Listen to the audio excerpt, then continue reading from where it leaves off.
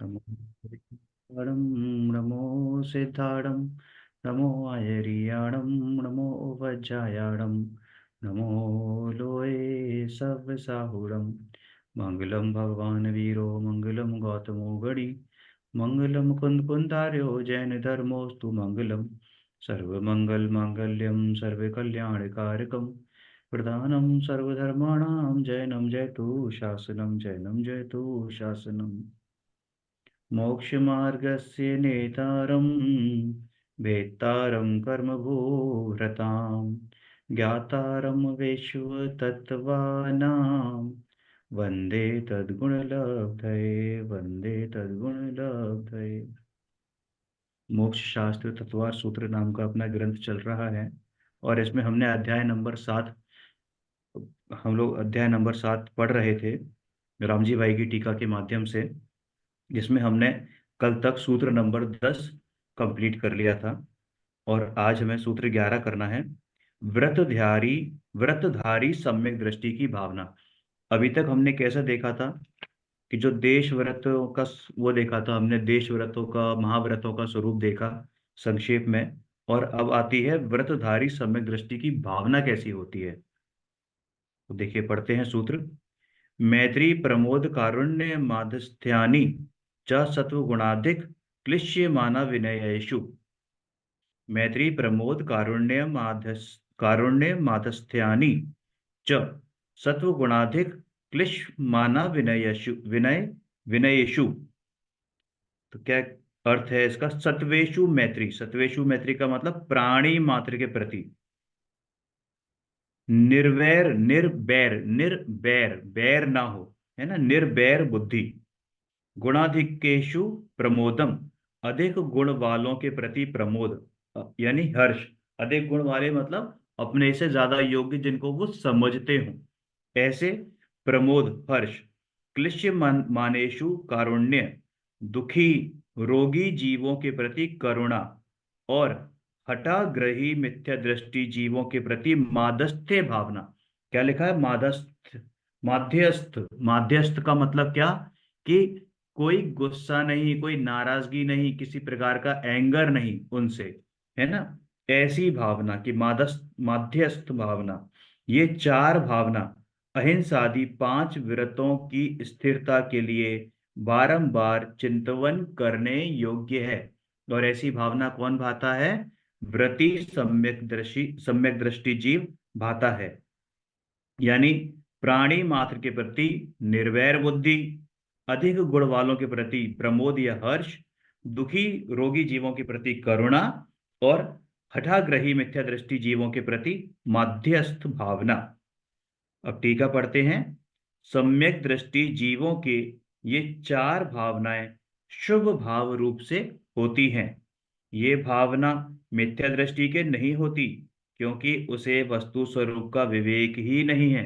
अब कोई ये कहे कि साहब मिथ्या दृष्टि भी तो ऐसी भावना भाता है, भाता होता दिखता है, लेकिन एक्चुअल में अगर परमार्थ से देखें तो ये भावनाएं सम्यक दृष्टि को ही होती हैं। मैत्री, जो दूसरों को दुख ना देने की भावना है सो मैत्री है। प्रमोद, अधिक गुणों के धारक जीवों के प्रति प्रसन्नता आदि से अंतरंग भक्ति प्रकट होना सो प्रमोद है। अब कोई पांचवा गुण स्थान वाला व्यक्ति जीव है, मनुष्य है या कोई भी जीव है, तो वो वहां से मुनिराज गुजर रहे हैं, तो उनको क्या करेगा? उनको नतमस्तक होकर उनका नमस्कार करेगा, वंदन करेगा, है ना, उनकी भक्ति करेगा। तो ऐसे ही क्या है कि अधिक गुणों के धारक जीवों के प्रति प्रसन्नता आदि से अंतरंग भक्ति प्रकट होना सो प्रमोद है। कारुण्य, दुखी जीवों को देखकर उनके प्रति करुणा भाव होना सो कारुण्य है। माध्यस्थ, जो जीव तत्वार्थ श्रद्धान से रहित हैं और तत्व का उपदेश देने से उल्टा चिढ़ते हैं, उनके प्रति उपेक्षा भाव रखना। उपेक्षा भाव मतलब क्या? उनकी बातों को दिल पर ना लेना, है ना, वो क्या है? माध्यस्थपना है। इस सूत्र के अर्थ की पूर्णता करने के लिए निम्न तीन वाक्यों में से कोई एक वाक्य लगाना जो नीचे लिखे हैं। क्या? तस् तत्स्थेयर्थम भाव यथ व्यामी, इन अहिंसादिक पांच व्रतों की स्थिरता के लिए भावना करने योग्य है। भावयतः पूर्ण पूर्णान्य हिंसा दिनी व्रतानि भवन्ति, इस भावना के भाने से अहिंसादिक पांच व्रतों की पूर्णता होती है। तस् तत्स्थेयार्थम भावियेत, इन पांच व्रतों की दृढ़ता के लिए भावना करें। अभी तीनों को अगर हम दोबारा पढ़ें और समझें तो समझ में आएगा कि ये तीनों एक जैसे ही हैं, कि इन पांच व्रतों की स्थिरता के लिए, इस भावना भाने के लिए, या इन पांच व्रतों की दृढ़ता के लिए भावना करें। ठीक है ना? तो ये क्या है? ये सब एक जैसे ही, इसलिए इन्होंने कहा है कि इस सूत्र के अर्थ की पूर्णता के लिए तीन वाक्यों में से कोई भी एक वाक्य लगाना। अब ये ऊपर जो मैत्री, प्रमोद, कारुण्य और माध्यस्थ कहा, इनमें से कोई ऐसी समस्या तो नहीं है समझने में? भाई मैत्री का मतलब वही हो गया कि दूसरों को दुख देने, दुख ना देने की। अब दूसरों को दुख ना देने की मतलब कि हम अपने आप को दुख दें और दूसरों को ना दें?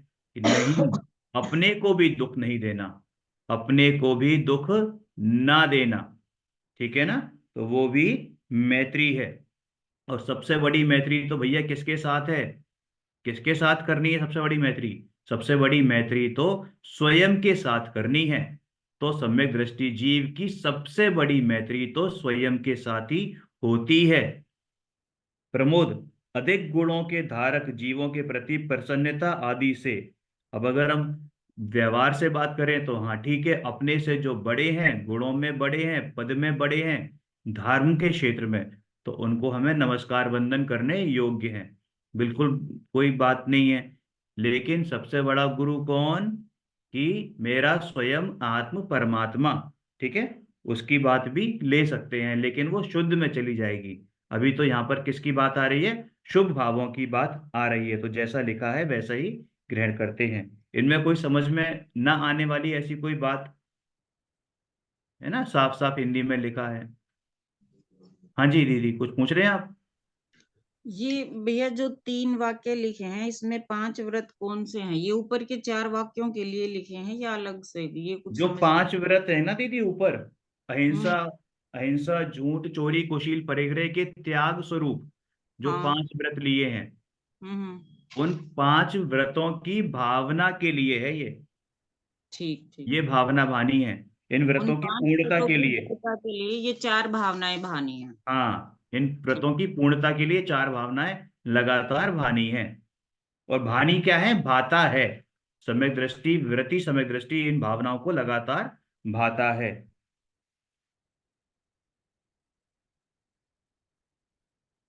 ठीक है? ज्ञानी पुरुष, 471, 472। मेरी भावना की जो लाइन है ना, वो इसी हम्म। भाव से है। मैत्री भाव जगत में मेरा सब जीवों से नित्य रहे। बिल्कुल। दीन दुखी जीवों पर मेरे उर से करुणा स्तोत्र बहे। है ना, दुर्जन क्रूर कुमार व्रतों पर क्षोभ नहीं मुझको आवे। वो इन्हीं बातों से, इन्हीं से प्रेरित होकर लिखा गया है वो बात।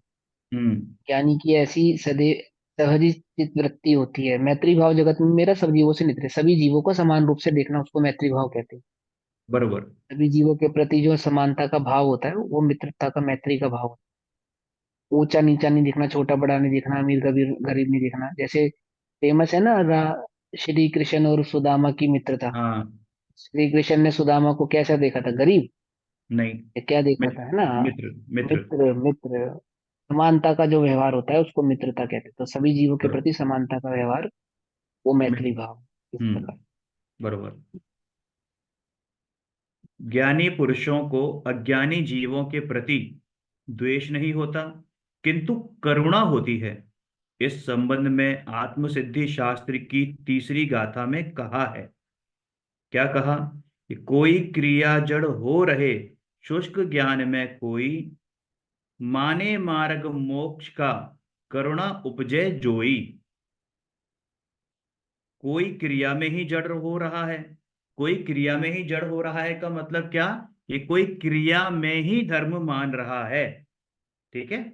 और कोई ज्ञान में शुष्क हो रहा है, ज्ञान में शुष्क में क्या, अरे हमें तो सिर्फ स्वाध्याय करने से मतलब है, हमें तो ये पढ़ना है, ये करना है, वो करना है, मतलब पढ़ने में ही अपनी जिंदगी निकाल दे रहे हैं, निर्णय चाहे हो चाहे ना हो उस तरफ ध्यान ही नहीं निश्चयभाषी, है। एक ये, निश्चयभाषी, एक व्यवहाराभासी, हाँ एक वही निश्चयभाषी, निश्चय एक और व्यवहार, व्यवहाराभासी। कि एक तो व्यवहारवासी है जो क्रिया में ही धर्म मान रहा है, और एक मात्र उसमें धर्म मान रहा है कि नहीं साहब कुछ, आत्मा कहाँ कहाँ खाता है आत्मा, तो हम अगर आलू खा लिया तो कोई बात थोड़ी है, क्योंकि आत्मा तो खाता ही नहीं है। कईयों की ऐसी भावना होती है, मंदिर जाने से थोड़ी मोक्ष हो जाएगा, मोक्ष तो अपने से होगा। तो ऐसी भावना कौन, निश्चयाभासी, ठीक है। तो कोई क्रिया में ही जड़ हो रहा है, कोई ज्ञान में शुष्क हो रहा है, और वे इनमें मोक्ष मार्ग मान रहे हैं, उन्हें देखकर करुणा पैदा होती है। गुणाधिक, जो सम्यक ज्ञान आदि गुणों में प्रधान यानी मान्य बड़ा हो वो गुण अधिक है। क्लिश्यमान, जो महामोह रूप मिथ्यात्व से ग्रस्त है, कुमति कुश्रुत आदि से परिपूर्ण है, जो विषय सेवन करने की तीव्र तृष्णा रूप अग्नि से अत्यंत दग्ध हो रहा है, दग्ध मतलब जल रहा है ना, तृष्णा रूप मतलब ऐसी तृष्णा उसमें लगी हुई है कि विषय सेवन करने की तीव्र वांछा उसे हो रही है और उसी में जल रहा है, और वास्तविक हित की प्राप्ति और अहित का परिहार, अहित का परिहार मतलब अहित का त्याग करने में जो विपरीत है, मतलब उल्टी मान्यता जिसकी है, इस कारण से वे दुख से पीड़ित हैं, वे जीव क्लिश्यमान हैं, है ना। क्लिश्यमान का मतलब क्या, खुद में ही कलसते रहते हैं, कहते हैं ना कलसा हुआ है, खुद में ही कलसते रहते हैं। अविनयी, जो जीव मिट्टी के पिंड, लकड़ी या दीवार की तरह जड़ अज्ञानी हैं, वे वस्तु स्वरूप को ग्रहण करना ही नहीं चाहते, यानी कि समझना और धारण करना नहीं चाहते हैं, तर्क शक्ति से ज्ञान नहीं करना चाहते, तथा दृढ़ रूप से विपरीत श्रद्धा वाले हैं, और जिन्हें देश द्वेष आदि के वश हो वस्तु स्वरूप को अन्यथा ग्रहण कर रखा है ना। ये साहब ये तो शास्त्रों में, ये तो जो बोलते हैं वो उल्टा ही बोलते हैं, मतलब ऐसी भावना हो कि बस नाम सुन लिया किसी का और ऐसा बाइज्ड अंदर डिसीजन ले लिया अंदर की, नहीं साहब ये तो बुरे ही हैं, जो बोलेंगे तो बुरे ही बोलेंगे। तो ऐसा द्वेष आदि के वश हो वस्तु स्वरूप को अन्यथा ग्रहण कर रखा है। ऐसे जीव कैसे हैं, अविनयी हैं। ऐसे जीवों को अपदृष्टि, अपदृष्टि यानी कि मूढ़ दृष्टि भी कहते हैं, ठीक है ना। समझ में आ गया, स्पष्ट है बहुत। हाँ व्रतों ये की क्लियर है। रक्षा के लिए सम्यक दृष्टि की विशेष भावना, अब जो व्रत धारण किए हुए हैं उनको, उनकी रक्षा कैसे करी जाए, तो क्या भावना बाता है। जगत काय स्वभावो वा संवेग वैराग्य अर्थम, है ना, यानी कि संवेग अर्थात संसार का भय, पीछे पढ़ा था ना, संवेग प्रशम अनुकंपा और कारुण्य, तो वो क्या, कि संवेग अर्थात संसार का भय, और वैराग्य अर्थात राग द्वेष का अभाव करने के लिए जगत काय स्वभावो वा, यानी क्रम से संसार, जगत मतलब संसार, काय मतलब शरीर, है ना, और क्रम से संसार और शरीर के स्वभाव का चिंतन करना चाहिए। समझ में आया, समझ में नहीं आए तो कोई बात नहीं है, आगे बहुत लंबी एक्सप्लेनेशन है इसकी, समझते हैं। देखो पहले तो स्वभाव समझते हैं कि जगत का स्वभाव कैसा है। छह द्रव्यों के समूह का नाम जगत है, यानी जगत यानी कि विश्व, बाल बोध में पढ़ी थी ना सबसे पहली, क्या थी, पहला प्रश्न है ना उसमें, जैन सिद्धांत प्रश्नोत्तर माला में, कि विश्व किसे कहते हैं, कि साहब छह द्रव्यों के समूह को विश्व कहते हैं। और द्रव्य कैसे हैं, कि द्रव्य अनादि अनंत हैं, इनमें जीव के अतिरिक्त पांच द्रव्य जड़ हैं और जीव द्रव्य चेतन है। जीवों की संख्या अनंत है, पांच अचेतन द्रव्यों के सुख दुख नहीं, जीव द्रव्य के सुख दुख हैं। कोई और पढ़ेगा इसको? हाँ, मैं पढ़ देती हूँ। हाँ पढ़िए, आपकी आवाज धीमी आती है, थोड़ा तेज पढ़िएगा। ठीक है।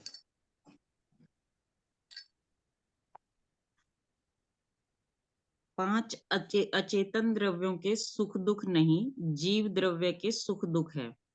अनंत जीवों में कुछ सुखी हैं और बहुभाग के जीव दुखी हैं। जो जीव सुखी हैं वे सम्यक ज्ञानी ही हैं। बिना सम्यक ज्ञान के कोई जीव सुखी नहीं हो सकता। सम्यक दर्शन सम्यक ज्ञान का कारण है। इस तरह सुख का प्रारंभ सम्यक दर्शन से ही होता है और सुख की पूर्णता सिद्ध दशा में होती है। स्वरूप को नहीं समझने वाले मिथ्या दृष्टि जीव दुखी हैं। इन जीवों के अनादि से दो बड़ी भूलें लगी हुई हैं। वे भूलें निम्न प्रकार हैं।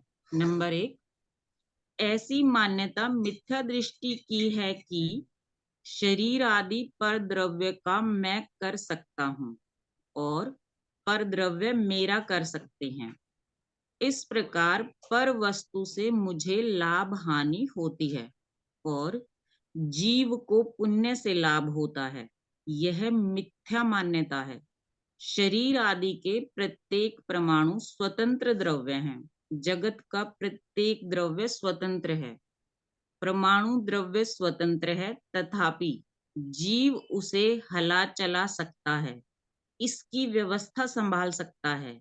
ऐसी मान्यता द्रव्यों की स्वतंत्रता छीन लेने के बराबर है और इसमें प्रत्येक रज कण पर जीव का स्वामित्व होने की मान्यता आती है। यह अज्ञान रूप मान्यता अनंत संसार का कारण है। प्रत्येक जीव भी स्वतंत्र है। यदि यह जीव पर जीवों का कुछ कर सकता और यदि पर जीव इसका कुछ कर सकते, तो एक जीव पर दूसरे जीव का स्वामित्व हो जाएगा और स्वतंत्र वस्तु का नाश हो जाएगा। पुण्य भाव विकार है। स्वद्रव्य का आश्रय भूलकर अनंत पर द्रव्यों के आश्रय से यह भाव होता है। इससे जीव को लाभ होता है। यदि ऐसा माने तो यह सिद्धांत निश्चित होता है कि पर द्रव्य के अवलंबन से यानी पराश्रय पराधीनता से लाभ है, सुख है, किंतु यह मान्यता अप सिद्धांत है, मिथ्या है। एक्सप्लेन करोगे क्या भैया इसको? कोई प्रॉब्लम इसमें अभी तक? नहीं है तो इसी पर आगे पूछ लो है ना, किसी स्पष्ट? को। स्पष्ट है वैसे तो, हाँ। सेल्फ एक्सप्लेनेटरी है कि प्रत्येक द्रव्य, मतलब जो जैन धर्म का सिद्धांत क्या है कि वस्तु स्वातंत्र्य और अकर्तावाद, तो बस उसको ही एक्सप्लेन किया हुआ है यहाँ पर उन दो शब्दों को, वस्तु स्वातंत्र्य और अकर्तावाद को, कि प्रत्येक द्रव्य इस विश्व में अपनी अपनी मर्यादा सहित स्वयं से ही परिणमित होते हैं, स्वतंत्र रूप से परिणमित होते हैं। एक द्रव्य दूसरे द्रव्य का कर्ता भोक्ता नहीं है, है ना? चलिए पढ़िए। नंबर 2, मिथ्या दृष्टि जीव की अनादि काल से दूसरी भूल यह है कि जीव विकारी अवस्था जितना ही है अथवा जन्म से मरण पर्यंत ही है, ऐसा मानकर किसी समय में भी ध्रुव स्वरूप त्रिकाल शुद्ध चैतन्य चमत्कार स्वरूप को नहीं पहचानता और न उसका आश्रय करता है। मतलब यानी ये कि वर्तमान पर्याय जितना है, मतलब हम्म, वर्तमान पर्याय को ही, के जितने समय को ही अपने अपने को मानता है कि इतना ही मैं हूं। जो असमान जातीय पर्याय उसको दिख रही है, चाहे वो मनुष्य हो, चाहे वो त्रियंश हो, चाहे वो देव हो, है ना, या नारकी हो, तो वो यही मानता है कि ये जो जीवन है, जब मैं पैदा हुआ तो मैं पैदा हुआ, जब ये शरीर पैदा हुआ तो मैं पैदा हुआ, जब शरीर जाएगा तो मैं मर जाऊंगा, और जितना मेरा जीवन और मरण मात्र इतना ही है, ये मानता है। हम्म। इन दो भूलों रूप ही संसार है, यही दुख है। इन्हें दूर किए बिना कोई जीव सम्य ज्ञानी, धर्मी, सुखी नहीं हो सकता। जहां तक यह मान्यता हो वहां तक जीव दुखी ही है। श्री समय सार शास्त्र गाथा 308 से 311 में से इस संबंधी कुछ प्रमाण दिए जाते हैं। समस्त द्रव्यों के परिणाम जुदे जुदे हैं। सभी द्रव्य अपने अपने परिणामों के कर्ता हैं। वे इन परिणामों के कर्ता हैं। वे परिणाम उनके कर्म हैं। निश्चय से वास्तव में किसी का किसी के साथ कर्ता कर्म संबंध नहीं है। इसलिए जीव अपने परिणाम का ही करता है। अपना परिणाम कर्म है। इस तरह अजीव अपने परिणाम का ही करता है। अपना परिणाम कर्म है। इस प्रकार जीव दूसरों के परिणामों का अकर्ता है। ये समय सारजी में 308 से 311 नंबर आई है, सर्वशुद्ध ज्ञान अधिकार की शुरुआत है। तो वहां पर सबसे पहले यही बताया है कि भैया कि जो जो समस्त द्रव्य मतलब छह द्रव्य नहीं, बल्कि उनसे उन रूपी छह तो जातियां हैं, पर अनंत द्रव्य जितने भी हैं, है ना, सबके परिणाम कैसे हैं? मतलब एक जीव के दूसरे जीव से भी परिणाम जुदे जुदे हैं, और एक परिणाम एक परमाणु के उसके बगल में दूसरे ही प्रदेश में बैठा हुआ दूसरा परमाणु, उसके परिणाम, दोनों के परिणाम कैसे हैं? जुदे जुदे हैं। तो समस्त द्रव्यों के परिणाम जुदे जुदे हैं। सभी द्रव्य अपने अपने परिणाम, परिणाम का मतलब होता है पर्याय। क्या होता है? पर्याय। तो सभी द्रव्य अपने अपने परिणामों यानी कि अपनी अपनी पर्यायों के कर्ता हैं। वे पर्याय इन कैसे? भैया भाव नहीं लेंगे यहाँ पे, अपने अपने भावों के करता है। हाँ, भाव भाव भी ले सकते हैं, बिल्कुल ले सकते हैं भाव परिणाम। लेकिन परिणाम का यहाँ पर जो अर्थ है ना, वो पर्याय है, क्योंकि भावों की अगर बात आएगी तो पुद्गल में कहाँ से भाव आएंगे? धर्म द्रव्य में कैसे अच्छा, भाव लगाओगे? ठीक। है ना? इसलिए यहाँ पर क्या मतलब है? पर्याय। वे इन परिणामों के कर्ता हैं। वे परिणाम उनके कर्म हैं। निश्चय से वास्तव में किसी का किसी के साथ कर्ता कर्म संबंध नहीं है। कि मैंने तो खाना बनाया, बाई ने रोटी बनाई, सुबह चाय बनाई, मैंने बच्चे को नहलाया धुलाया पढ़ाया लिखाया, कुछ नहीं किया। अरे तू ये कर ही नहीं सकता। यहां तक कि तेरा तो अपने शरीर पर भी जोर नहीं है, जिसे तू सुबह से लेके और रात तक और अगली सुबह तक संभाल के रखता है ना, वो भी तेरे साथ कर्ता कर्म संबंध नहीं है। इसलिए जीव अपने ही परिणाम का करता है। इसलिए जीव अपने ही परिणामों का करता है। अपना परिणाम कर्म है। इसी तरह अजीव भी, जैसे जीव अपने परिणाम यानी अपनी पर्यायों का करता है, वैसे ही अजीव भी अपनी पर्यायों का या परिणामों का करता है। अपना परिणाम कर्म है। इस प्रकार जीव दूसरे के परिणामों का अकर्ता है।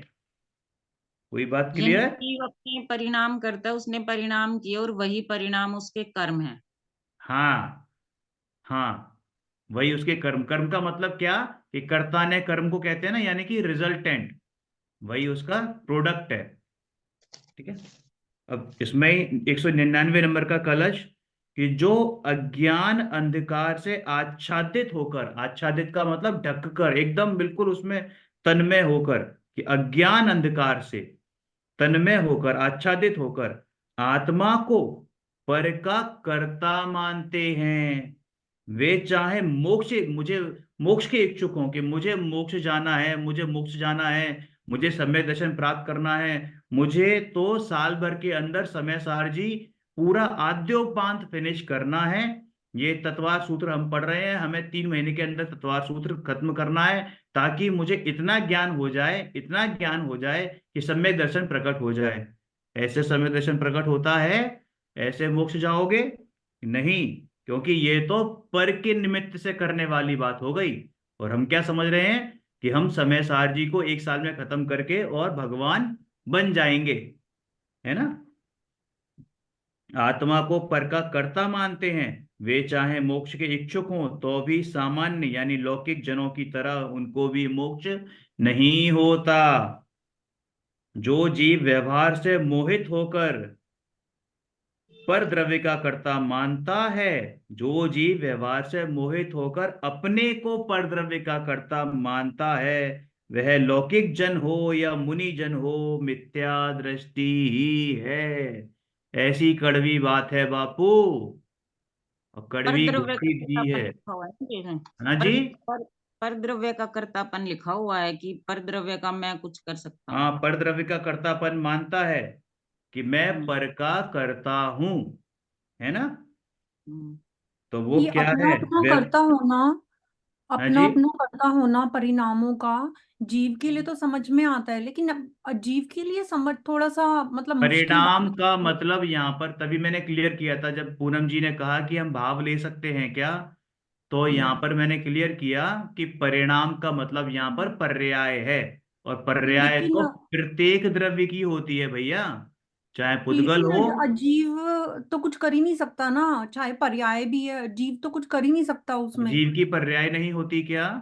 पर्याय तो होती है, हर तो फिर द्रव्य की तो पर्याय फिर होती है, तो फिर करने से लेकिन वो मतलब करता क्या। तो नहीं हो सकता। सुनो, सुनो तो सही। करने से मतलब ये नहीं होता कि हम कोई हाथ पैर जोड़ के वहां खड़े हों, या कुछ हार्ड वो खोद रहे हैं, घास को खोद रहे हैं, किचन में जाके काम करना है ना। ऐसा नहीं, करने का मतलब जो उसका स्वभाव है। जीव का स्वभाव भाई क्या है? देखो, जीव का परिणाम जो परिणमन शब्द है ना, करना। हाँ, परिणाम जो शब्द है वो परिणमन से बनता है। तो हम्म। परिणमन, प्रत्येक द्रव्य परिणमन करता है या नहीं करता है। परिणमन कर तो करता है, बस वो यही बात कह रहे हैं, बस परिणमन की बात हो रही है और कोई बात नहीं हो रही। लेकिन कर्ता सभी का द्रव्य मतलब वो उसको तो कोई जो भाव उसके भी नहीं उसके आते, कोई विचार उसके भी नहीं उसके आते। उसके परिणमन को ही उसका भाव कहते हैं, एकार्थवाची होते हैं ये। भाव कहना, परिणमन कहना, पर्याय कहना, परिणाम अच्छा। कहना, ये एकार्थवाची होते हैं। इन सबका हम्म, एक ही मतलब होता है। ठीक है हम्म, ना। उसको, जो द्रव्य का जो परिणमन है वही उसका कर्म है, उसी का वह करता है। जैसे शक्कर का परिणमन क्या है। मिठास। तो मिठास, हाँ। मिठास ही उसका कर्म हो गया, वही उसका परिणमन हो गया। अब वो दूध हम्म। में जाके दूध को क्या करेगी, मीठा करेगी नहीं करेगी। क्या करेगी? हाँ, ये स्थूल उदाहरण है। तो दूध को हम्म। मीठा किसने किया, शक्कर ने किया। कैसे किया। शक्कर, उसमें घुल गई शक्कर। तो शक्कर ने किया ना, पुद्गल ने कैसे कर दिया। आप कह रहे हो पुद्गल तो कुछ नहीं कर सकता, अभी तो आपने ये बोला। ये बोला ना आपने, कुछ नहीं कर सकता, तो कैसे किया उसने। बोला ना, उसके परिणमन को उसका कर्म कहते हैं, वो है उसका करता है। ऐसे। और एक्चुअली यहाँ पे वो भी फर्नीचर तो ले के सकते हैं पॉइंट ऑफ ना, व्यू से जैसे सोच रही थी मैं। किसी द्रव में वो परिणमन हो रहा है तो वो हाँ, स्वयं भी हो रहा है, यहाँ उसका ये नहीं आएगा हम्म। पर द्रव का कर्तापन मानता है, तो परिणमन तो हाँ, उस द्रव में खुद ही खुद हो रहा है ऑटोमेटिक। हाँ, स्वयं से हो वो रहा है। स्वयं के वो परिणमन के चीज। आधार उनको उदाहरण, उस स्थूल उदाहरण हम्म से समझाया उनको तो मैंने, कि वो ये क्वेश्चन हम्म, फॉर क्रिएट कर रहे थे कि पुद्गल में परिणमन कैसे हो रहा है, तो वो हाँ उदाहरण हाँ। देकर समझाओ तुमने। तो वहां पे देखो, द्रव्य गुण पर्याय के स्वरूप को अच्छे से समझोगे ना तो ये समझ में आएगी बात, हम्म, और डिटेल में समझ में आएगी। वहां पे बस पर्याय, परिणमन, परिणाम, भाव, ये सब अवस्था, एकार्थवाची होते हैं। अवस्था हम्म। सब एक ही है। हाँ, एकार्थवाची समझ होते आ हैं। गया भैया। मैं एक्चुअली ना फर्नीचर के पॉइंट ऑफ व्यू से सोच रही थी, लेकिन हाँ, जैसे शक्कर के पॉइंट ऑफ व्यू से सोचेंगे तो हाँ, मिठास किया तो ना, उसने मीठा किया दूध को, तो वो हम्म। हम्म। एप्लीकेबल होता है, मतलब सही है। हम्म। फर्नीचर की भी अवस्था तो चेंज होती है ना सभी अपने की चेंज हो ही अवस्था रही है चेंज ना होती है उसमें ना, भी, वो भी करता ही है क्लियर नहीं आ क्योंकि। परिणमन रही, तो हर चीज में वो हो रहा है। समझ वो समझ में नहीं आ रही उनको, कोई बात नहीं, जो समझ में आए उससे समझा दो। ठीक है, और बारीकी से जब द्रव्य गुण पर्याय के स्वरूप को समझेंगे तो और अच्छे से समझ में आएगा। हम्म। कोई बात नहीं, ठीक है ना। हाँ, आगे हम्म। पढ़ो भाई। क्योंकि इस लोक में एक वस्तु का अन्य वस्तु के साथ सारा संबंध ही निषेध किया गया है, इसलिए जहां वस्तु भेद है, अर्थात भिन्न वस्तुएं हैं, वहां कर्ता कर्म की घटना नहीं होती। इस प्रकार मुनि जनों और लौकिक जनों इस प्रकार मुनि जनों और लौकिक जनों तत्व को, यानी वस्तु के यथार्थ स्वरूप को अकर्ता देखो। क्या देखो, अकर्ता देखो। ऐसा श्रद्धान करना कि कोई किसी का कर्ता नहीं, पर द्रव्य पर का अकर्ता ही है। ऐसी सत्य हम्म यथार्थ बुद्धि को शिव बुद्धि या कल्याणकारी बुद्धि कहते हैं। हम्म आया समझ। हम्म। ठीक है।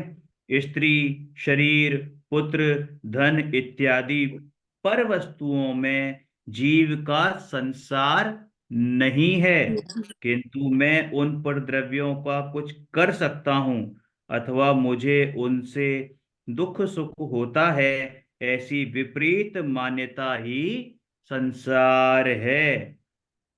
संसार यानी अच्छी तरह खिसक जाना। संसार यानी अच्छी तरह खिसक जाना।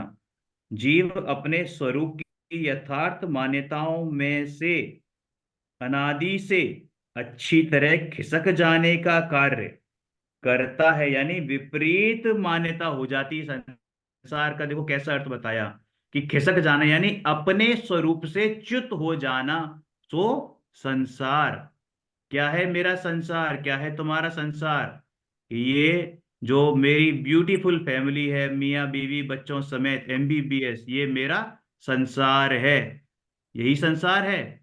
हम लगाते हैं ना सेल्फी, लगी ले लेते हैं कहीं भी कोई फेस्टिवल हो कि this is my world, this is my world. अरे this is not your world, ये तो तुम्हें अपने से दूर कर रहा है ना। मोहित में मोहित मत हो जाना कि कहीं अपने से ही दूर हो जाओ। इसलिए अपने आप को क्या मानना? अकर्ता मानना। पर का अकर्ता ही रहना, कर्ता ना समझना। ठीक है। किंतु जीव का संसार, देखो यही लिखा हुआ है जो बोला कि अतः जीव की विकारी अवस्था, जीव की विकारी अवस्था ही संसार है, किंतु जीव का संसार जीव से बाहर नहीं है। चिल्लोक का वासी हूं मैं, ज्ञायक मेरा नाम। कैसे हो? कहाँ के निवासी हो? चिल्लोक के, यानी चैतन्य लोक के। वही मेरा विश्व है। वो विश्व नहीं है जो वो ऐसे बना हुआ विश्व का आप स्वरूप देखते हैं, शादी के कार्ड पे छपा हुआ जो निशान आता है, वो विश्व नहीं है। विश्व तो मेरे अंदर है। कौन? चैतन्य लोक, यही मेरा संसार है। प्रत्येक जीव अपने अपने गुण पर्यायों में है। प्रत्येक जीव अपने अपने गुण पर्यायों में है, और जो अपने गुण पर्याय हैं सो जीव का जगत यानी संसार है। संसार है। ठीक है। ना तो जीव में जगत के अन्य द्रव्य हैं, और ना ही जीव जगत के अन्य द्रव्यों में है। सम्यक दृष्टि जीव जगत के स्वरूप का इस प्रकार चिंतवन करते हैं। सम्यक दृष्टि जीव जगत के स्वरूप का इस प्रकार चिंतवन करते हैं। तो ये हमने क्या देखा? संसार का स्वरूप। क्या देखा? संसार का स्वरूप। और साथ में ये भी देखा, दोनों प्रकार के संसार देखे। जो अपने से बाहर संसार जिसको हमने अपना मान रखा है, और अपना संसार जिसको हम अनादि से भूल बैठे हैं। लेकिन सम्यक दृष्टि जीव ऐसा नहीं करता, वो अपने संसार में ही रहता है। भैया अब हाँ जी। जो जो अपने गुण पर्याय हैं सो जीव का जगत है। फिर यहाँ पे हम्म। जगत का क्या अर्थ है? वही संसार संसार, संसार हो गया ना विश्व, वही जीव का संसार है। जीव कभी अपने गुण पर्यायों से बाहर निकलता है क्या? नहीं। नहीं निकलता। तो फिर जहां से हम बाहर नहीं निकलते वही हमारा संसार है। कभी अपनी गुण और उनकी अवस्था को छोड़ता है जीव? कभी ज्ञान गुण को छोड़ा, कभी दर्शन गुण को छोड़ा, कभी प्रभुता को छोड़ा, विभूता को छोड़ा। अनंत गुण जो अंदर विद्यमान है, एक भी गुणों को आज तक हमने त्यागा नहीं है, छोड़ा नहीं है। चाहे एक इंद्रिय में रहे और चाहे स्वर्गों में देव पंच हुए। इंद्रियों में रहे। ठीक है। ठीक है भैया। शरीर का स्वभाव, ये संसार का स्वभाव था, अब शरीर का स्वभाव। शरीर कैसा है? अनंत रज कणों का, रज का मतलब होता है धूल, है ना। अनंत रज कणों का पिंड है। जीव का कारमाण शरीर और तेजस शरीर के साथ अनादि से संयोग संबंध है। जब विग्रह गति में होते हैं तब भी ये दोनों शरीर ही साथ होते हैं। सूक्ष्म होने से ये शरीर इंद्रिय गम्य नहीं है, लेकिन सूक्ष्म होने से ये शरीर कैसे नहीं है? दोनों शरीर इंद्रिय इंद्रिय गोचर नहीं है, इंद्रियों से जानने वाले नहीं हैं। इसके अलावा जीव के एक स्थूल शरीर होता है, परंतु जब एक शरीर छोड़कर दूसरा शरीर धारण करता है तो बीच में जितना समय लगता है, यानी विग्रह गति में, जीव के यह स्थूल शरीर नहीं होता। यानी एक समय से लेकर 4 समय तक की मैक्सिमम टाइम फ्रेम है जिसमें ये स्थूल शरीर जीव के नहीं होता। 3 समय, तीन 3 समय समय, तीन समय। मैक्सिमम। 3 समय, सॉरी सॉरी, 3 समय। ठीक है, चौथे समय तो जीव जन्म ले लेता है, मतलब गर्भ में आ जाता है। आ ठीक है। जाता है। हम्म। और तब तक वो जो पुरानी प्रियाय थी वो शरीर रहता है ना विग्रह गति में। क्या रहता है? जो शेप आकार रहती है वो शरीर छूट जाता है, लेकिन वो आकार रहता है ना, पुराने शरीर का रहता है ना। आत्मा का, हाँ। आत्मा का जो आकार रहता है हम्म। वो भूल गई मैं, वो पुराने शरीर का ही रहता है ना। नए का तो वो जन्म लेने के बाद आएगा ना आकार। हाँ। हाँ, पुराने शरीर जितना रहता है, पुराने शरीर जैसा रहता है। ठीक है, ठीक है, आगे। मनुष्य तथा एक इंद्रिय से पंचेंद्रिय तक के त्रियंचों के जो स्थूल शरीर होता है वह औदारिक शरीर है। देव तथा नारकियों के वैक्रियक शरीर है। और इसके सिवा एक, इसके आहार। अलावा एक आहारक शरीर होता है, और वह विशुद्ध संयम के धारक मुनिराज के ही होता है। हम्म। वास्तव में ये पांचों प्रकार के शरीर कैसे हैं? जड़ हैं, जड़ है। अचेतन हैं, अर्थात यथार्थ में ये शरीर जीव के नहीं है। कार्बन शरीर तो इंद्रिय से दिखाई नहीं देता, तथापि ऐसा व्यवहार कथन सुनकर कि संसारी जीवों के कार्बन शरीर होता है, इसका यथार्थ आशय समझने के बदले उसे निश्चय कथन मानकर अज्ञानी ऐसा मान लेते हैं कि वास्तव में जीव का ही शरीर होता है ना। शरीर अनंत रजकणों का पिंड है, और प्रत्येक रजकण यानी कर्मों का कर्म, प्रत्येक कर्म परमाणु, प्रत्येक कर्म परमाणु कैसा है? स्वतंत्र है। यह हलन चलन आदि रूप अपनी अवस्था अपने कारण से स्वतंत्र रूप से धारण करता है। प्रत्येक परमाणु द्रव्य अपनी नवीन पर्याय प्रति समय उत्पन्न करता है और पुरानी पर्याय का अभाव करता है। इस तरह पर्याय के उत्पाद व्यय रूप कार्य करते हुए ये प्रत्येक परमाणु ध्रुव रूप से सदा, क्या लिखा है, हम सदा अज्ञानी बने रहते हैं, अटल रहते हैं। यानी कैसा हो गया? उत्पाद व द्रव्य रूप, है ना। द्रव्य का कैसा परिणाम, कैसा स्वभाव है? उत्पाद व द्रव्य रूप, है ना। ध्रुवीय रूप है, हाँ। उत्पाद और व्यय करते हुए भी पादव्य ध्रुव। और ध्रुवीय। हाँ, अतएव यानी इसलिए जगत के समस्त द्रव्य स्थिर रहकर भी बदलने वाले हैं।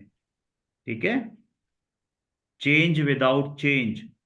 ऐसा हम्म। होने पर भी अज्ञानी जीव ऐसा भ्रम सेवन करता है कि जीव शरीर के अनंत परमाणु द्रव्यों की पर्याय कर सकता है, और जगत के अज्ञानियों की ओर से जीव को अपनी इस विपरीत मान्यता की बलवान पने से विशेष रूप से पुष्टि मिला करती है। समझ में आया? हम्म। शरीर के साथ जो एकत्व बुद्धि है, शरीर के साथ जो एकत्व बुद्धि है, सो इस अज्ञान का कारण है। अतः इसके फलस्वरूप जीव के अपने विकार भाव के अनुसार नए नए शरीर का संयोग हुआ करता है। अब हम्म। जीव के विकार भाव क्या? कि जब जीव अपने संसार को भूलकर पर द्रव्यों के संसार में अपने आप को एकत्व बुद्धि या ममत्व बुद्धि से स्वीकार करता है, अपने संसार को छोड़कर दूसरे संसार में वर्ल्ड टूर करने निकल पड़ता है। उस जीव के साथ क्या होता है? ये होता है कि वो नए नए शरीरों के संयोग हर बार धारण हर बार करता धारण है करते और दुखी होता है। इस भूल को दूर करने के लिए चेतन और जड़ वस्तु के स्वभाव की स्वतंत्रता समझने की आवश्यकता है। सही है। सम्यक दृष्टि जीव इस वस्तु स्वभाव को सम्यक ज्ञान से जानता है।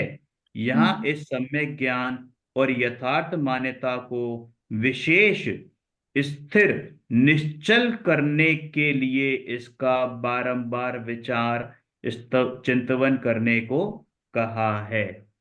कोई समस्या किसी भी प्रकार की नहीं है? नहीं, पढ़े संवेग। आगे, ये पैराग्राफ और कर लेते हैं, फिर हाँ, वाइंड अप करते हैं। संवेग। अभी हमने संवेग। उस पे भी पढ़ा था संवेग, अब एक्सप्लेन कर रहे हैं इसको। सम्यक दर्शन आदि धर्म में तथा उसके फल में उत्साह होना, संसार का भय होना, सो संवेग है। पर वस्तु संसार नहीं, किंतु अपना विकारी भाव ही क्या है? संसार है। मतलब संसार मान रखा है, वरना परमार्थ से तो मेरा संसार मैं ही हूं। इस विकारी भाव का भय रखना, अर्थात इस विकारी भाव के ना होने की भावना रखना, और वीतराग दशा की भावना बढ़ाना चाहिए। सम्यक दृष्टि जीवों के जहां तक पूर्ण वीतरागता प्रकट ना हो, वहां तक अनित्य अनित्य राग द्वेष रहता है। अनित्य राग बस द्वेष का थोड़ा मतलब सा, क्या? नित्यता नहीं, अनित्य राग द्वेष छूट रहता जाएगा, है। मतलब बदलता रहता है, नीचे फिक्स नहीं छूट है, जाएगा वास्तव में। टूट जाता है। ऊंचा नीचा, नीचे तो ऊंचा नीचा, है ऊंचा ना? नीचा। हम्म, जो हम्म। बदलता इसलिए रहता है। उससे, हाँ, उससे थोड़ा सा और भय। एक्सप्लेन कर दो, हाँ जी। थोड़ा सा और एक्सप्लेन कर दो इसको।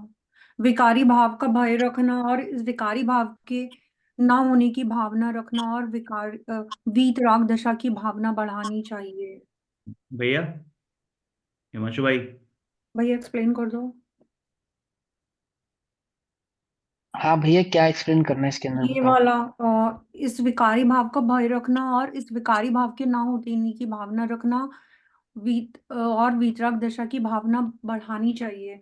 मतलब अभी तक तो हाँ, मतलब हमने कई जगह पे ये पढ़ा है ना कि किसी भी तरह की भावना रखना, मतलब भावना तो सम्यक दर्शन की या मोक्ष की भी नहीं रखनी चाहिए, वरना वो भी बंद ही है। तो ये चीज वो तो नहीं तब समझ में आती। वो तो तब नहीं रखनी चाहिए ना, जब तक अनुभूति नहीं हुई है, जब तक हम्म आत्मा का स्वरूप समझ में नहीं आया है, जब तक हम्म आत्म प्रतीति नहीं हुई है, तब तक क्या करे। और भावना रखो। और आत्म प्रतीति होने के बाद भी, हम्म आत्म प्रतीति होने के बाद भी ज्ञानियों को भी ये विचार होता है कि मैं कषाय ना करूं, कषाय में ना वर्तूं, और पाप हिंसा हम्म से दूर रहूं। यहाँ हम्म पे उस भाव को यहाँ पे मत जोड़ो। वो अच्छा। दृष्टि के विषय के आधार की बात है कि कोई ऐसा श्रद्धान करे कि मैं ऐसा विचार करूंगा तो मेरा कार्य हो जाएगा, उसका निषेध है। ठीक है, कोई विचारों को ही अपने कल्याण का मार्ग मान ले, उसका निषेध है। लेकिन भावना तो रखनी चाहिए, भावना क्यों नहीं रखनी चाहिए? है ना, भावना विचारों का उद्यम है। क्या उद्यम है? जैसे ये विचार करना, मैं जीव हूँ, तो मैं जीव हूँ, ऐसे ही जगत के समस्त जीव जीव हैं। तो जब किसी जीव की हिंसा होती जानेगा तो ये भावना भाएगा ना कि मेरे निमित्त से इस जीव की हिंसा न हो, ये भी भगवान आत्मा है, इसमें भी बिल्कुल। भगवान बनने की ताकत है ना। हम्म इसका दिल ना दुखाऊं, इसके साथ गलत ना करूं, है ना, इस प्रकार का कार्य ना करूं, और स्वयं भी कषाय के अनुसार ना प्रवर्तूं, कषायों में ना जाऊं, अपने उपयोग हम्म को कषायों में ना लेकर जाऊं। तो होता है वो संवेग में ये भावना होती है, सभी ज्ञानियों को ये भावना होती है। ठीक है ना। मतलब भावना रखना, इसमें कुछ गलत नहीं है हमारे नहीं है। लेवल पे ना। हाँ, कोई गलत नहीं है लेवल पे, क्या वो ज्ञानियों को भी सहज होती है। कोई भावना को ही मुक्ति का कारण मान ले, उसको उसके लिए निषेध है वो बात। अच्छा, मतलब वो है तो ना। अपने आप ही छूट जाती है, जबकि जैसे कहते हैं ना कि हाँ पुण्य भी बंध का कारण है, लेकिन होता ही है, वो तो अपने आप छूट जाता है फिर। हाँ, पुण्य बंध का कारण है तो इसका मतलब ये तो नहीं है कि पुण्य करना कि नहीं तो पुण्य क्या मत करोगे, करो, पाप करोगे। आप करोगे। हाँ, पाप करोगे, ऐसे यहाँ पे हाँ, अगर कुछ ये ना, अच्छे की हाँ। भावना नहीं रखोगे तो फिर बुरे की होगी भावना। बुरे की होगी, ऑब्वियस सी बात है ना। तो ये वो है कि पर वस्तु में संसार नहीं है, इस प्रकार के विकारी भाव आदि से बच के रहना, पर वस्तु में अपने उपयोग को ना ले जाना, भावना पूर्वक, बुद्धि हम्म पूर्वक। तो तेरा पुरुषार्थ एकमात्र तत्व निर्णय करना है, तत्व उपाय करना है ना। हम्म बारंबार चिंतन करना है, बार बार अपने उपयोग को पर से हटाकर स्वरूप की हम्म ओर लाना है। हम्म तो ये होता है। ठीक है, इसमें कोई दोष नहीं है। मुनिराज हम्म भी क्या करते हैं कि मेरी परिणति पाप में ना जाए, इसलिए वो प्रशस्त रागरूप प्रवृत्ति करते हैं, परंतु प्रशस्त रागरूप प्रवृत्ति करते हुए भी उसे भला नहीं जानते। भला हम्म एक आत्मा को ही जानते हैं, भला एक वितराग भाव को ही जानते हैं, परंतु हम्म पाप में ना प्रवृत्ति करूं, इस हेतु से वे पुण्य आदि भावों में प्रवृत्ति करते हैं। ठीक है। ठीक है ना, ऐसा है वो, में कोई चलिए। नहीं समझ में आने वाली बात नहीं है। ठीक है। चलिए आज इतना ही, बाकी कल कंटिन्यू करेंगे। नहीं, ये तो कंप्लीट करना है, अधूरा रह गया कोई बात नहीं, संवेग अभी का। इसमें समझेंगे, कल करते हैं, टाइम हो गया है, कल करते हैं। चलिए। ठीक है। ओम नमः सिद्धेभ्य। निज निधि निज में बताई, यह अनंत उपकार है, उसके लिए जिन वाणी माँ को वंदना, शत बार है वंदना, शत बार है। नमो हरियंताड़म नमो सिद्धम नमो हरियम नमो हरियंताड़म नमो सिद्धम नमो हरियम नमो वचम नमो दोषसागम नमो हरियंताड़म नमो सिद्धम वचम नमो दोषसागम नमो हरियंताड़म नमो सिद्धम नमो हरियम नमो वचम नमो दोषसागम। द्वादशांग जिनवाणी माता की जय। मंजू दीदी। अनम्यूट इसलिए कराया भैया, क्या हुआ? अरे इनको पूछ रहा था, मंजू दीदी ने ज्वाइन किया है आज हमारे साथ। कहाँ से है ये? बताओ। ये नेट पे ब्रह्मचारिणी है। हैं, ब्रह्मचारिणी जी हैं, और अच्छा, महाराष्ट्र से हैं। हमारे साथ यज्ञ परमागम ओनर्स में थी, इसलिए बोल रहा हूँ कि अब नहीं, छोड़ दिया इन्होंने। छोड़ दिया मतलब संडे वाले बैच में? हाँ, पहले तो आपके वाले में ही थी, अच्छा हम अच्छा। दोनों ने साथ में ज्वाइन किया था, फिर संडे में आ गए थे ये। अब तो छोड़, आपको अब अच्छा वहां नहीं पे भी लगा? छोड़। हैं जी। मैं दीदी से पूछ रही हूँ, दीदी को अच्छा नहीं लगा? दीदी से पूछ रही हूँ कि इनको अच्छा नहीं लगा क्या परमागम ऑनर्स? जवाब नहीं है आपका, म्यूट हो, अनम्यूट करो अपने आप को। वो बोल रही है लेकिन आवाज नहीं आ रही है। अनम्यूट, हाँ। हाँ, हाँ, अब आ गई आवाज। अब आएगी आवाज। अच्छा तो लग रहा था, जी। लेकिन मैं खनिया धान आ गई दीदी के पास में, तो हमारा थोड़ा सा आत्मा का चिंतन चल रहा था वहां पे। तो उन्होंने बताया ये सब क्षयोपशम ज्ञान है, मेरे को क्षयोपशम ज्ञान नहीं चाहिए था, इसलिए मैंने छोड़ दिया। ठीक।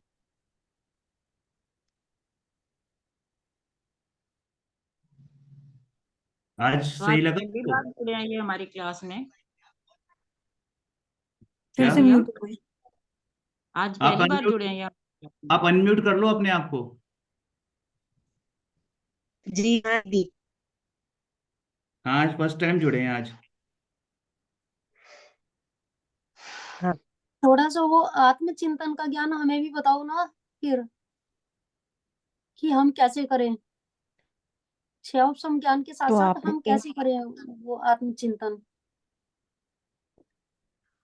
आपने बड़े पंडित जी रविंद्र जी आत्मन को सुना होगा। हाँ, सुनते हैं बहुत उनको भी। हाँ जी। तो उन उनके इसमें भी बताया है उन्होंने कैसा करना चाहिए। हम्म। वो अभी ध्यान आज में तो मैं बैठना प्रैक्टिकल नहीं मतलब ध्यान में बैठना हाँ? ना, कि अपनी आत्मा का चिंतन करो, ध्यान में बैठो। नहीं, ऐसा नहीं। तो जैसे कि अ, अपन हर कार्य करते हैं, तो अपनी जो चारों बुद्धियां चलती रहती है, हम्म कर्तृत्व ममत्व भोक्तृत्व वगैरह आदि की जो चारों चारों बुद्धियां चलती रहती है, तो हम उसको कैसे रोकेंगे? तो अपन हम पर का लक्ष्य करते हैं, दिन रात पर का लक्ष्य करते हैं, इसलिए हमारे सब मतलब कषाय राग द्वेष वगैरह होते हैं, सब होता है। और जब हम पर से लक्ष्य हटाएंगे, अर्थात जो भी काम करेंगे, तब यह विचार करना चाहिए कि अ, हम तो सब पर लक्ष्य से कर रहे हैं, इसलिए हमको ये राग द्वेष हो रहे हैं, लेकिन ये आत्मा हम्म तो नहीं कर रहा है, ये किसकी क्रियाएं हो रही है? सब कल की क्रियाएं हो रही है। और आत्मा क्या कर रहा है? सिर्फ जान रहा है। आत्मा का काम क्या है? सिर्फ जानना है, जानना देखना है, जानना। और वो ज्ञाता दृष्टा रहना है। ऐसा हम्म सोचा तो पर के लक्ष्य से सोचा तो दुखी होता है, जीव दुखी होते हैं। और स्व के लक्ष्य से हम सोचेंगे कि ये पर का काम है, हमारा काम नहीं है, तो हम सुखी हो सकते हैं। हम्म। इसलिए तो जो भी हम दिन भर काम हर करें, क्रिया में उसको पर का लक्ष्य लेके करें, कि हम नहीं है इसके करता, हमें करना पड़ हम्म रहा है ये, अपनी आत्मा में हम्म ही चिंतन रहे। हम्म और कुछ तो बताइए। हमारा कर्तृत्व भाव नहीं रहेगा। और शरीर को अपन ने अपना मान रखा है, इसलिए ममत्व भाव हो रहा है कि हम कर रहे हैं। अहंकार आता है अच्छा, अपने को, उससे चार कषाय बिल्कुल लो यही बोलते हैं। होता रहता है। ममत्व भाव इससे छूटता है और भोग रहा है शरीर। अ, तो ये भोक्तृत्व बुद्धि से हो रहा है। मतलब इस तरह से चारों बुद्धियां जब छूटेंगी अपनी, तब जब स्व पे लक्ष्य होगा तभी अपनी चारों बुद्धियां छूटेगी और पर से भी लक्ष्य हटेगा। तब हम वास्तविक आत्मा आत्मा का चिंतन कर सकते हैं। हम्म,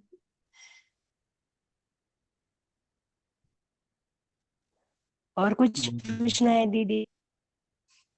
बहुत अच्छा बताया, धीरे धीरे पूछेंगे डेली आपसे। हाँ, आप कुछ कुछ ऐसी बताते रहेंगे ना तो अच्छा रहेगा। कि दिन भर कैसे हाँ चिंतन करते हैं कि करता हम हाँ, नहीं, सामने घर वाले के के काम पुण्य के से साथ साथ हाँ। हम होता कैसे भेद ज्ञान कर सकते हैं। है। जी। हम्म। जी, हर बात में वेद ज्ञान कैसा करना चाहिए, भेद इसकी ज्ञान कला, किस तरह। मतलब वेद ज्ञान की कला हम सीख सकते हैं इससे।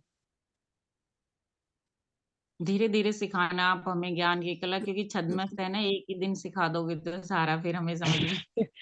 अरे दीदी, मैं भी छद्मस्त ही हूँ, मैं तो भी कहाँ पूर्ण ज्ञानी हुई हूँ। मतलब अभ्यास ही नहीं है ना, आप तो उस हाँ, विषय का अभ्यास कर रहे हैं ना, अभ्यास तो ये बहुत कर रहे हैं। तो ऐसे है। हाँ। ठीक है, ठीक डेली है ना क्लास मोहित के एंड भैया? में थोड़ी देर आपकी क्लास हुआ करेगी, आप हमें सिखाओगे तो हम भी सीख जाएंगे धीरे धीरे। हाँ, कि अरे बुद्धि को जैसे आपने बताया ना कि हम कर्ता मानते हैं अपने आप को। ठीक है, तो हर एक काम को जैसे बच्चों के लिए कुछ भी करते हैं, फैमिली के लिए, उनके पुण्य से हो रहा है, मैं थोड़ी करती हूँ। मैं तो ऐसा ही सोचती थी अभी तक, पर और इतनी हमारे अंदर सारा दिन यही चलता है, मैं करता मैं चारों करता बुद्धियों मैं से। करता, वो मैं। हम्म।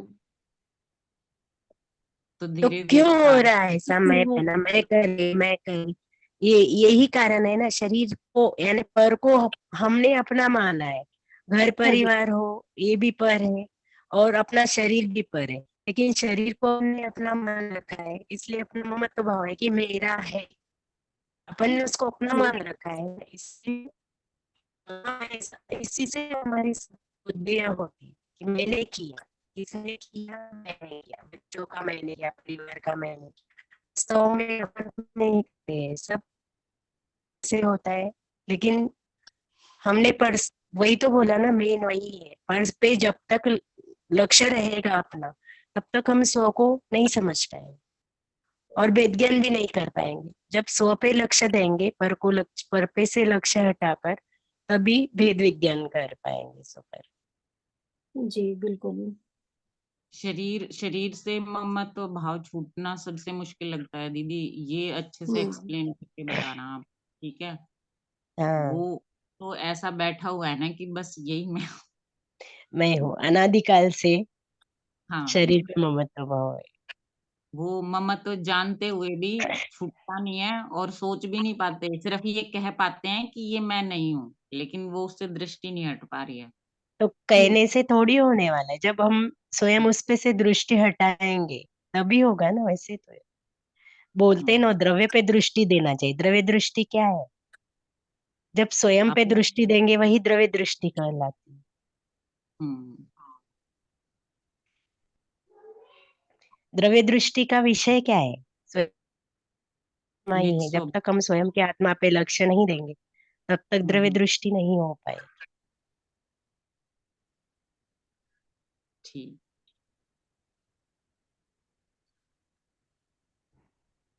मोहित भैया वही देखना, चीज पूछो इसमें आज बताई थी। महाराज की तरह ऐसे बैठे हैं। मैं तो पूछ रही थी कौन से प्लेनेट पे बैठे हो आज। मून पे। मोहित भैया को तो सब कुछ मालूम है, मेरे से भी ज्यादा।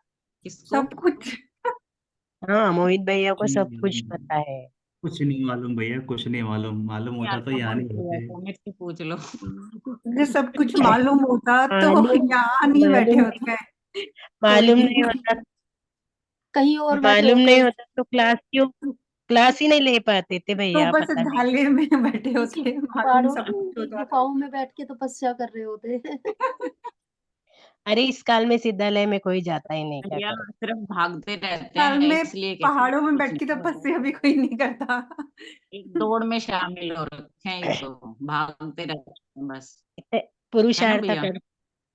घर में रह के ही पुरुषार्थ कर ले, उतना हो जाए, वही बहुत बड़ी हम्म। बात है आज के टाइम नहीं बीज में। दीदी, भूमि। कल है ना, कल तो दीदी शरीर से मतलब कैसी भावना भाई कि इससे ममत्व छूटे, जितना आपने बताया ना इतना तो मालूम है, पर वो कार्यकारी है नहीं, हो नहीं रहा उससे कार्य। इसको ना हाँ, थोड़ा वही डिटेल बात में, मैं सोचती रहती हूँ। है ना? कौन सी? हम्म। जो बात आपने बताई है ये हम सबको पता है, हम बार बार पढ़ते हैं, लेकिन हो नहीं पा रहा इम्प्लीमेंट ये शरीर से ममत्व ऐसा। बुद्धि कैसे छूटे, ये कल अच्छे से बताना आप हमें। ठीक है मोहित भैया, अब तो काफी देर हो गई है। सबको हम्म। जय जिनेंद्र। हाँ, जय मोहन जिनेन्द्र। जी बताएंगे ये चीज हमें जय कल, जिनेन्द्र सभी को। हम वेट करेंगे। जय जय जी जिनेंद्र। सब। और थैंक यू दीदी को कि इतना अच्छा बताया, और कल भी बताना, आगे भी बताते रहना। अरे थैंक यू की कुछ बात नहीं है दीदी, जो मेरा कर्तव्य है हाँ, वही नहीं मुझे देखो फर्क करना है। पड़ता है, हम पढ़ रहे हैं, सब कुछ इसमें यही आ रहा है, धीरे वेद धीरे ज्ञान सीख करो, रहे ये हैं। करो, अपनी अरे आत्मा मैं का भी। ही चिंतन करो। आज भी इसमें यही आ रहा था जो पढ़ रहे थे। प्रैक्टिकल जीवन में आना तो देर तो लगेगी ही, लेकिन हाँ, धीरे धीरे आएगा, ये जरूर है। आएगा एक दिन तो। हाँ हाँ। मेन ऑफ प्रैक्टिस ये तो बोलते हैं ना, पक्का लग प्रैक्टिस। रहा है कि अब ज्यादा भाव नहीं बचे हैं हमारे भी।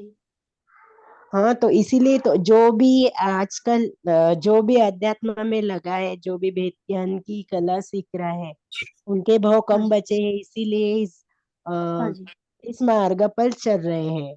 इसीलिए चल रहे हैं, हम्म। और उससे भी जल्दी हो जाए, बस यही कोशिश करते हैं हम, अरे आपको ऐसा इसी लगता है कोशिश हम में लगे हैं। हमने व्रत लेके हमारा जीवन सफल हो गया, आपका हो गया, ऐसा नहीं है। कोई की हाँ, क्यों कोई भी जो कभी अपना कल्याण कर सकता है, इसका कोई हाँ, पता नहीं है। क्योंकि किसी का कभी भी भाग्य बदल के वो अपना मोक्ष मार्ग प्रशस्त करके मोक्ष की बातें करता है। जैसे 24 तीर्थंकर पुराण में भी पहले आता है कि भील का उदाहरण, उसने कितने छोटा सा नियम लेकर के हाँ जी, अपने को इतना ऊंचा बिल्कुल, बनाकर मोक्ष पद प्राप्त किया। तो हाँ जी, अपन ने स्वयं को कभी भी दीन नहीं मानना चाहिए। हाँ जी, और साथ में भरत जी का भी दीनता एग्जाम्पल जो आता है कि दीनता इतने ही सारे अपने में लोग, नहीं होना चाहिए। बिल्कुल। और भरत जी का जो एग्जाम्पल होता है उसमें भी वही है, कब पता नहीं चलता। अब इतने सारे लोग दीक्षा लेते हैं और कोशिश करते हैं, सालों साल लाखों साल करते हैं, लेकिन नहीं होता। जैसे भरत जी का, जैसे दीक्षा ली, मुनि दीक्षा ली, वैसे ही मोक्ष, मतलब अंतर मुहूर्त में। तो इतना भी मतलब अंदर के परिणामों की बात होती है सब, कि कब किसके कब बदल जाए नहीं पता चलता। बस हम्म। लेकिन वो भेद ज्ञान और वो सब समझ आनी चाहिए अंदर। लेकिन बराबर। हमें कोशिश तो करनी पड़ेगी उसके लिए, हम सही डायरेक्शन में जा रहे हैं या नहीं, ये तो हमें एनालाइज करना पड़ेगा। वो तो उसके लिए पुरुषार्थ करना ही है ना। हाँ पुरुषार्थ वही है, ये पूरी बिना करना है। कुछ समझ में थोड़ी आने वाला है। बिल्कुल। ठीक है, जय जिनेन्द्र ठीक है दीदी। दीदी, थैंक यू सो मच, जय जय श्री। जिनेन्द्र सभी को।